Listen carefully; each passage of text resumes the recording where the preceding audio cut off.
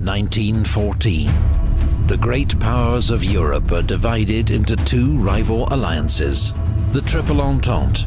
France, Britain, and Russia, united by fear and suspicion of Germany, Europe's new strongest power. And the Triple Alliance, Germany, which fears encirclement by its rivals, Austro-Hungary, clinging on to a fragile empire, and Italy, seeking gains at French expense. The spark comes on the 28th of June in the city of Sarajevo. Archduke Franz Ferdinand, heir to the Austro-Hungarian throne, is assassinated by a 19-year-old Slav nationalist named Gavrilo Princip. Austro-Hungary accuses its Balkan rival Serbia of having aided the assassin and sends an ultimatum demanding humiliating concessions. Serbia rejects the ultimatum, and Austro-Hungary declares war.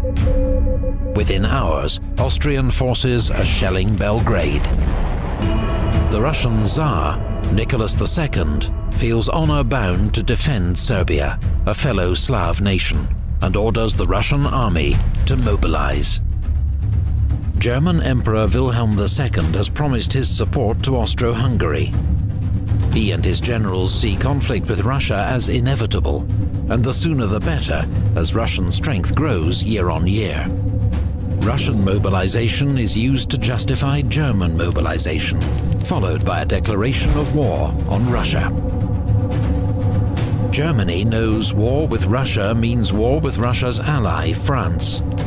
It has developed the Schlieffen Plan to meet this threat of a war on two fronts. First, its armies will advance rapidly through neutral Belgium to encircle and destroy French armies near Paris and win a quick victory. Then its forces can move east to deal with Russia, whose huge army will take much longer to mobilize. And so Germany declares war on France. 6 million men are now marching to war across Europe. Italy, however, remains neutral. The terms of the Triple Alliance don't bind it to join an offensive war. The United States also declares its neutrality. President Wilson and the American public have no desire to get entangled in Europe's war. Britain is France's ally, but at first it's not clear if it will join the war against Germany. But when German troops invade Belgium, whose neutrality Britain has guaranteed, an ultimatum is sent from London to Berlin, demanding they withdraw. It's ignored, and Britain declares war.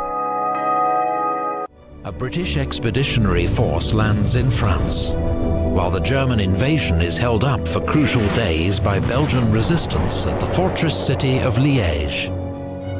German troops commit several massacres against Belgian civilians. The atrocities are inflated by Allied propaganda and help turn public opinion in neutral countries against Germany.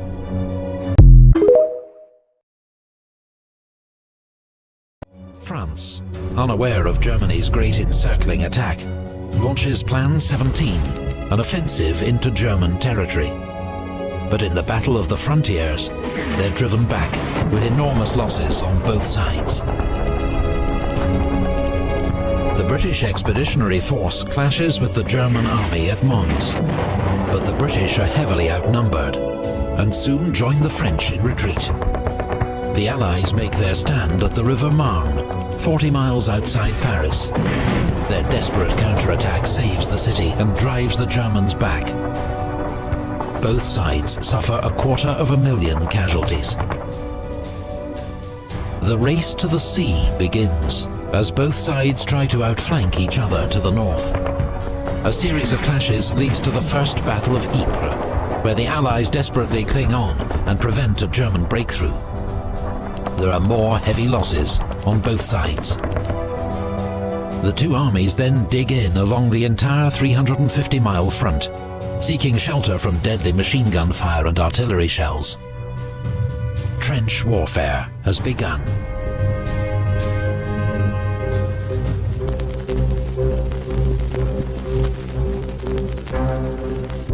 British warships win the first naval battle of the war at Heligoland Bight, sinking 3 German cruisers. Britain has the most powerful navy in the world, 29 modern battleships to Germany's 19. They now impose a naval blockade on Germany, preventing contraband goods, including food, from reaching it by sea.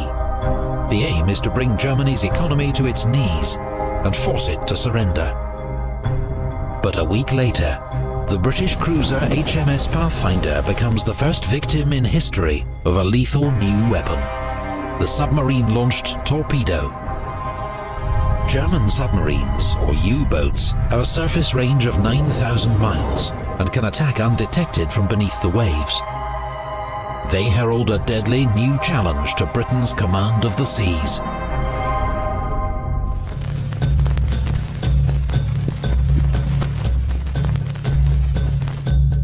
On the Eastern Front, Russian armies invade East Prussia, but they blunder into disaster at the Battle of Tannenberg, where General von Hindenburg and his Chief of Staff, Erich Ludendorff, mastermind a brilliant German victory, taking 90,000 prisoners and destroying an entire Russian army.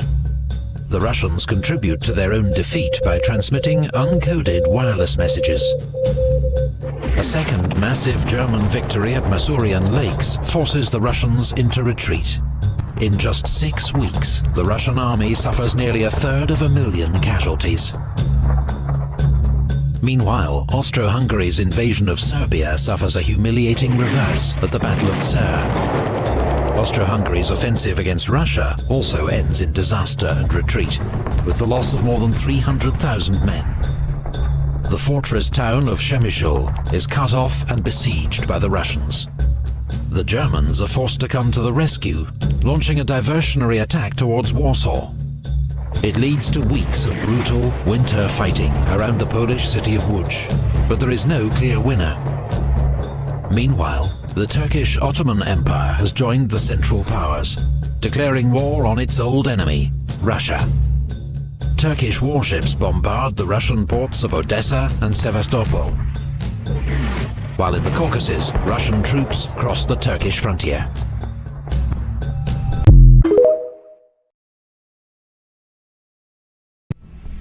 Beyond Europe, the war rages on the world's oceans and in far-flung European colonies.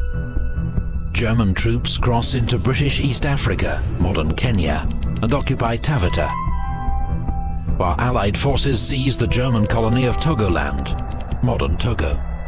But British forces invading German Cameroon are defeated at Garoua and Nsangakong, while a 3,000-strong force attacking German Southwest Africa, modern Namibia, is captured at Sandfontein. A month later, British landings at Tanga end in chaos and defeat, at the hands of a much smaller German force led by Colonel von Lettow-Vorbeck. Cut off from Germany, Lettow-Vorbeck goes on to wage a highly successful guerrilla war against the Allies, tying down huge numbers of troops. In Asia, Japan honors its treaty with Britain and declares war on Germany. Japanese forces go on to seize the German naval base at Tsingtao. The German colonies of Samoa and New Guinea surrender to troops from New Zealand and Australia. But in the Pacific, off the coast of Chile, German Admiral von Spee's powerful East Asia squadron sinks 2 British cruisers at the Battle of Coronel. Both ships are lost with all hands. 5 weeks later, he runs into a British naval task force at the Falkland Islands.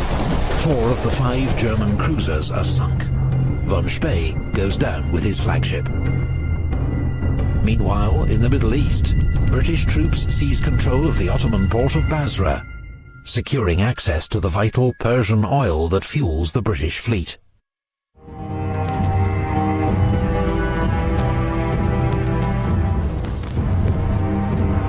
That winter, Austrian troops finally capture Belgrade.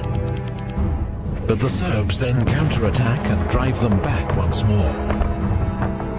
The fighting in Serbia has already cost around 200,000 casualties on each side.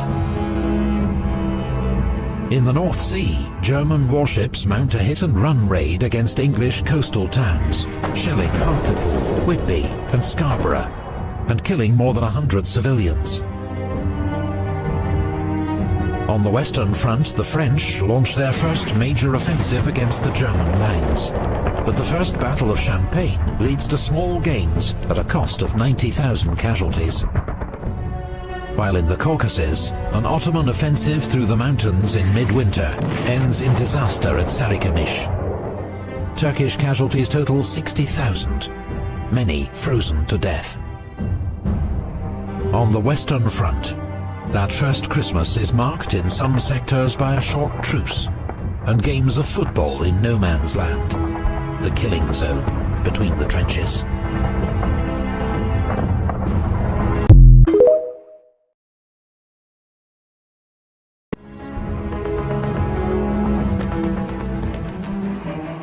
January 1915. World War I is just 5 months old, and already around 1 million soldiers have fallen. A war that began in the Balkans has engulfed much of the world. The Central Powers, Germany, Austria-Hungary and the Ottoman Empire, fight the Allies, Britain, France, Russia, Serbia and Montenegro, Belgium and Japan. In Poland and the Baltic, the Russian army has suffered a string of massive defeats, but continues to battle German and Austro-Hungarian forces. Austro-Hungarian troops have also suffered huge losses and are humiliated by their failure to defeat Serbia. In the Caucasus Mountains, Russian and Ottoman forces fight each other in freezing winter conditions. While on the Western Front, French, British and Belgian troops are dug in facing the Germans, in trenches stretching from the English Channel to Switzerland.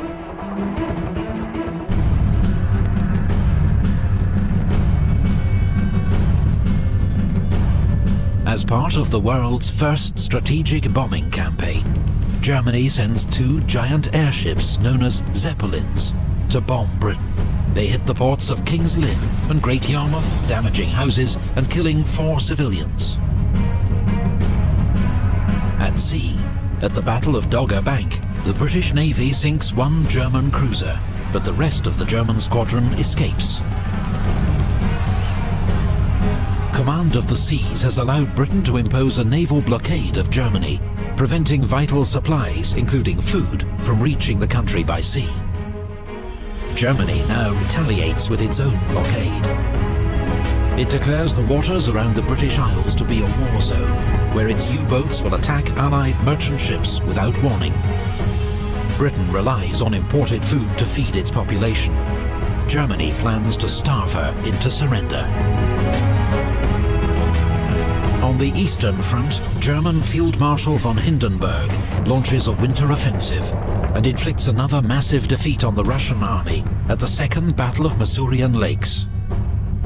The Russians lose up to 200,000 men, half of them surrendering amid freezing winter conditions. The Russians have more success against Austria-Hungary. The city of Przemysl falls after a 4-month siege, netting the Russians 100,000 prisoners. Austria-Hungary's total losses now reach 2 million. Meanwhile, the British and French send warships to the Dardanelles to threaten Constantinople, capital of the Turkish Ottoman Empire. They believe a show of force will quickly cause Turkey to surrender. They bombard Turkish shore forts in the narrow straits, but 3 battleships are sunk by mines and 3 more damaged. The attack is called off.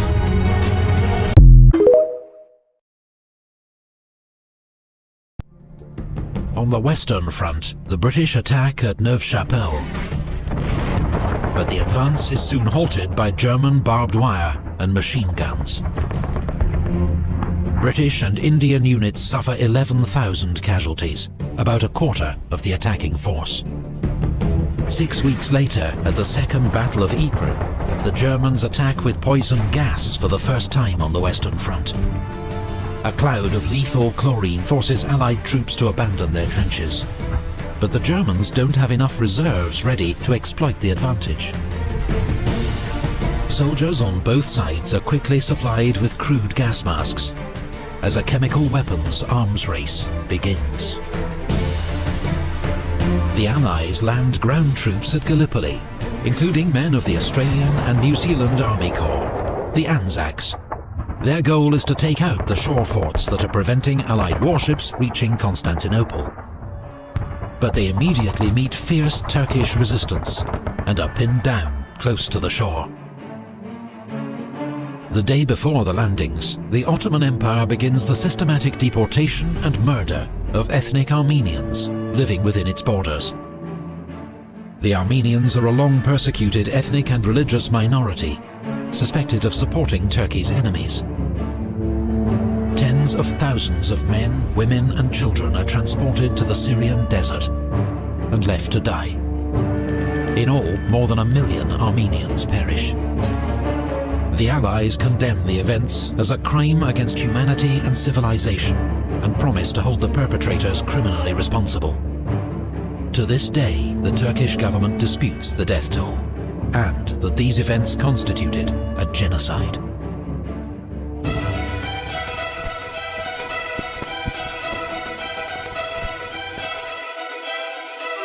On the Eastern Front, a joint German-Austro-Hungarian offensive in Galicia breaks through Russian defences, recapturing Przemysl and taking 100,000 prisoners.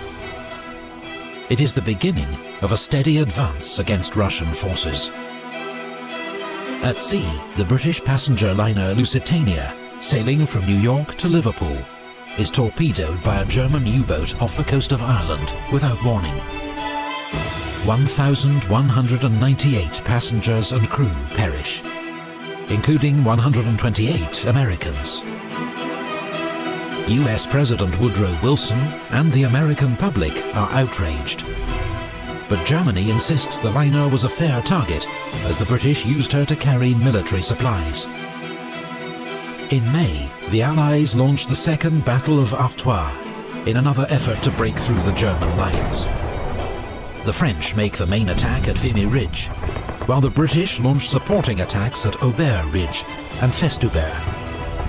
The Allies sustain 130,000 casualties and advance just a few thousand yards.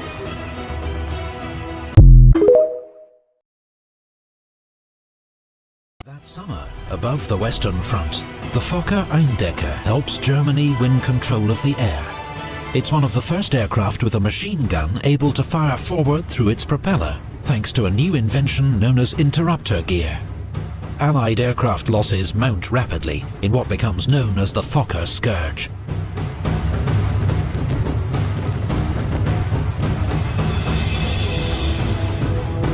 Italy, swayed by British and French promises of territorial gains at Austria-Hungary's expense, joins the Allies, declaring war on Austria-Hungary and later the Ottoman Empire and Germany. The Italian army makes its first assault against Austro-Hungarian positions along the Isonzo River, but is repulsed with heavy losses. Meanwhile, the Allies face a crisis on the Eastern Front. The Russians have begun a general retreat, abandoning Poland. German troops enter Warsaw on the 5th of August.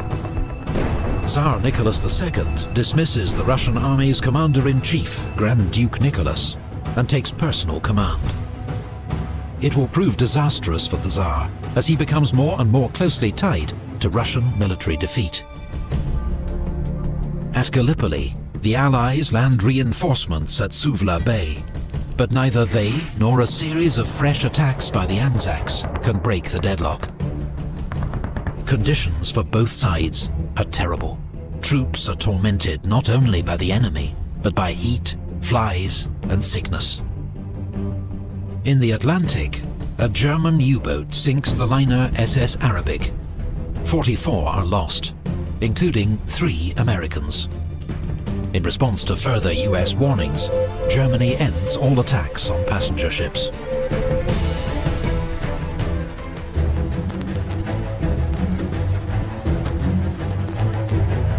On the Western Front, the Allies mount their biggest offensive of the war so far, designed to smash through the front and take pressure off their beleaguered Russian ally.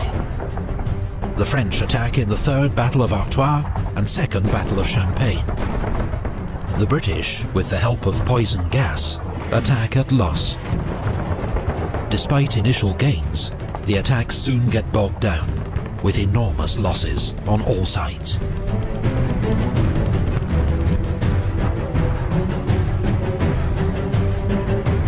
Allied troops land at Salonika in Greece to open a new front against the Central Powers and bring aid to Serbia. But the Allies are too late. Bulgaria joins the Central Powers, and their joint offensive overruns Serbia in 2 months. That winter, the remnants of the Serbian army escape through the Albanian mountains. Their losses are horrific.